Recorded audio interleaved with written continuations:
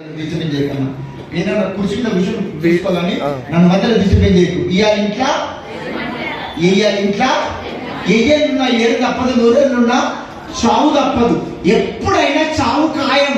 ఈ పాట అర్థం ఏంటంటే నువ్వు చనిపోక మునిపే బ్రతికున్నప్పుడే నువ్వు రక్షణ తీసుకొని నువ్వెప్పుడు చచ్చిపోయినా నీ గుండెకు గ్యారెంటీ ఉంటుందని ఒక అర్థవంతంతో కూడిన పాట వినండి.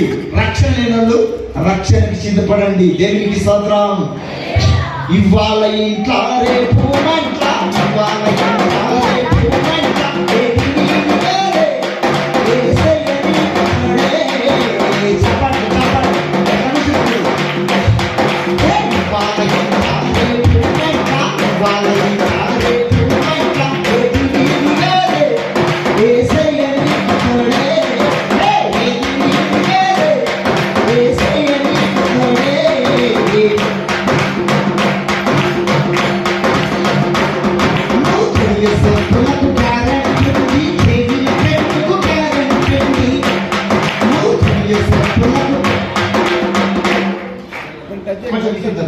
డప్పు ఎక్కువైంది కాదన్నా, మైక్ దూరం పెట్టుకోన్నా, డప్పు కొంచెం ఎక్కువైంది. దేవునికి స్తోత్రం. ఇంకొంచెం గట్టిగా. నువ్వు తొడిగే చెప్పులకు గ్యారెంటీ ఉంది, చెవిన పెన్నుకు గ్యారెంటీ ఉంది. నువ్వు తొడిగే చెప్పులకు గ్యారెంటీ ఉంది, చెవిన పెన్నుకు గ్యారెంటీ ఉంది. గ్యారెంటీ ఉందే, నీ గుండెకు గ్యారెంటీ లేదే.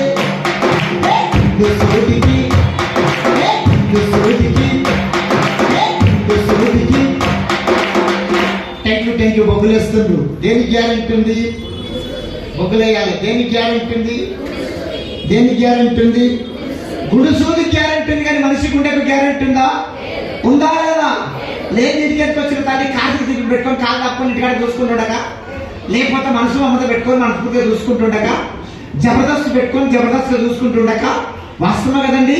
మనం యేసుప్రభువుని నమ్ముకున్నాము, బుట్టు తీసేసినాము, గాజులు తీసేసినాము, ఆదివారం చర్చికి వస్తున్నాము, శుక్రవారం ఉపాసన ఉంటున్నాము. కష్టం వచ్చినప్పుడు ఎక్కెక్కి ఏడుస్తున్నాము. మరి లోకస్తులు విడిగా తిరుగుతుర్రు. ఏ తినాలంటే తింటుర్రు, ఏ తాగాలంటే తాగుతుర్రు, ఏది చూడాలంటే చూస్తుర్రు, ఏది పట్టుకోండి పట్టుకుంటుర్రు, ఏది మాట్లాడే మాట్లాడుతుర్రు. ఒక్క మాటతో చెప్పాలంటే ఆడిందే ఆట వాడిందే. మరి లోకస్తులు వస్తారు, వాళ్ళ గుండెకు గ్యారెంటీ లేదు. నువ్వు రక్షణ తీసుకున్నావు, నువ్వు చచ్చిపోతావు, నీ గుండెకు గ్యారెంటీ లేదు. వాళ్ళకు నీకు తేడేంది? కానీ అందరి గుండెకు గ్యారెంటీ లేదు, కానీ రక్షణ తీసుకున్న వాళ్ళ గుండెకు గ్యారెంటీ ఉంది. మన గుండెకు గ్యారెంటీ ఉందా? అందరి గుండె కాదు. కొంతమంది ఉంటారు నామకార్లు, పండగ క్రైస్తవుల గుండెకు గ్యారెంటీ లేదు. క్రిస్మస్ పండుగ వచ్చిందంటే చాలు, ఇంటి శుద్ధి, వంటి శుద్ధి, పంటి శుద్ధి, ఇంటి శుద్ధి, వంటి శుద్ధి, పంటి శుద్ధి. ఇల్లు కట్టుకుంటారు, వండు కట్టుకుంటారు, చీపురు కట్టతో భూసంతా దులుపుతారు, దులిపి చింతపండు నిమ్మకాయ వేసి రాత్రి మీద తోమి ఇల్లు శుద్ధి, వండు శుద్ధి, హృదయం పాకులు పట్టిపోతుంది. అసలు గుండెకు గ్యారెంటీ లేదు. క్రిస్మస్ పండుగ అంట ఇల్లేమో తల మెరిసిపోతారంట, హృదయాలకు ఉరికి గుడ్డలా ఉంటాయంట. అసొంటోళ్ళ గుండెకు గ్యారెంటీ లేదు. ఇంకొంతమంది ఉంటారు, సంవత్సరాలు మందిరానికి వస్తారు, పాటలు వింటారు, ప్రసంగాలు వింటారు, కానీ రక్షణ పొందుకోరు. పాస్టర్ గారు అడుగుతాడు, ఏమమ్మా నువ్వు సంవత్సరం మందిరాన్ని బట్టి పాటలు వింటున్నావు, ప్రసంగాలు వింటున్నావు, ఇంకెప్పుడు రక్షణ పొందుకుంటావంటే ఏమంటది, నా కొడుకు పెళ్ళైనాక తీసుకుంటా, నా బిడ్డ పెళ్ళైనాక తీసుకుంటా, ఇల్లు కట్టినాక తీసుకుంటా. కొడుకు పెళ్ళాలప్పుడు బిడ్డ పెళ్ళాలప్పుడు పుట్టుకుమంటాం, కొడుకు పెళ్ళాలప్పుడు బిడ్డ పెళ్ళాలప్పుడు పుట్టుకుమంటాం. రేపు మనది కానే, కొంచెం బుగ్గులేనమ్మా, రేపు మనది కానే. ఇప్పుడు ఈ మీటింగ్ అయిపోగానే నువ్వు ఇంటి దాకా గ్యారెంటీ ఉందా? నువ్వు ఎక్కిన ఆటో 3 పల్టీలు కొడితే పుట్టుకోమంటావు. ఈ మీటింగ్ అయిపోగానే నేను భీమవరం ప్రాంతానికి వెళ్ళాలి. ఈ రాత్రి బస్సు ఎక్కిన, నేను ఎక్కే బస్సు మీదకి నారెక్కింది. ఆ బస్సులో నేను ముక్కలు అయిపోయినా, తుక్కుడలు అయిపోయినా, ఆ బస్సు సీట్లకు ఎక్కపోయినా, నేను ముక్కలైనా, తుక్కుడైనా, నాకు ఒక నిరీక్షణ ఉంది. నా జీవం క్రీస్తులో దాచబడింది. ఈ రకంలో వెళ్ళగానే యేసయ్య వల్ల కనుగొస్తా. నా గుండెకు గ్యారెంటీ ఉంది. నేను రక్షణ పొందుకున్నా. అక్క, అన్న, ఈ క్రిస్మస్ సారం ద్వారా నీ గుండెకు గ్యారెంటీ ఉందా? రక్షణ నీకుందా? ఇంత గొప్ప రక్షణ నిర్లక్ష్యం చేసింది ఎలా తప్పించుకుందు.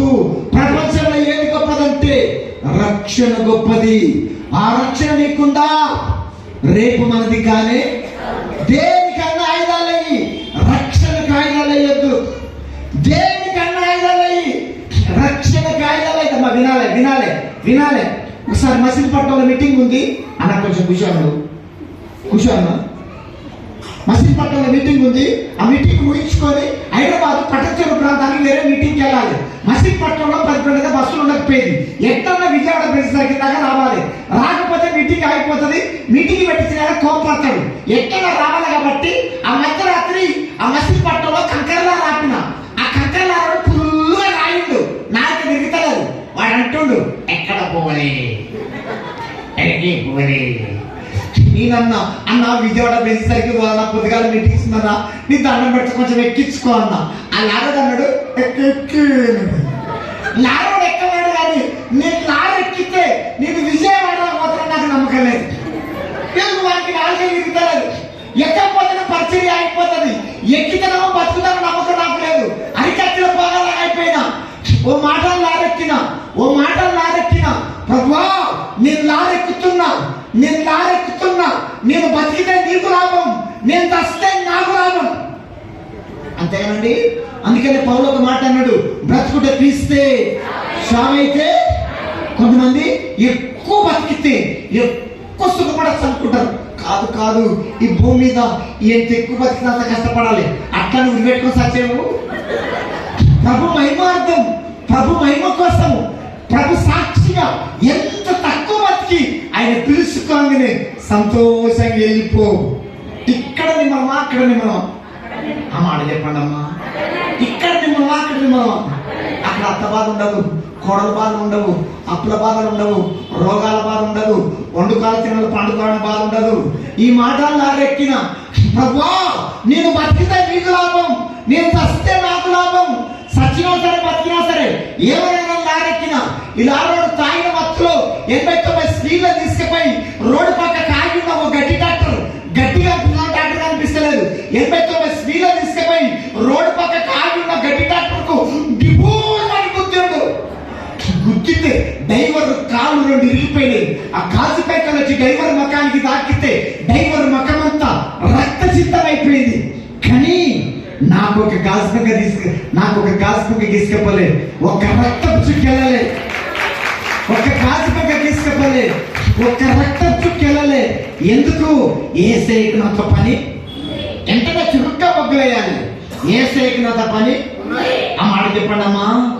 ఏసేయకునంత పని. అక్క, అన్నా, నువ్వు ఇంకా బతుకున్నావంటే, ఇంకా నువ్వు సజీవ లెక్కలో ఉన్నావంటే ఏసేకు నీతో పని ఉంది. ఉండాలేదా? కరోనా టైంలో ఉన్నోడు వచ్చిండు, వేరేవాడు వచ్చిండు. అకాలపు కాయలు రానట్టుగా, ఆకులు రానట్టుగా రాలిపోయిండ్రు. అమ్మ వినండి తల్లి, నువ్వు మాటికి ఇక్కడ చూస్తున్నావు, నీకేమైంది?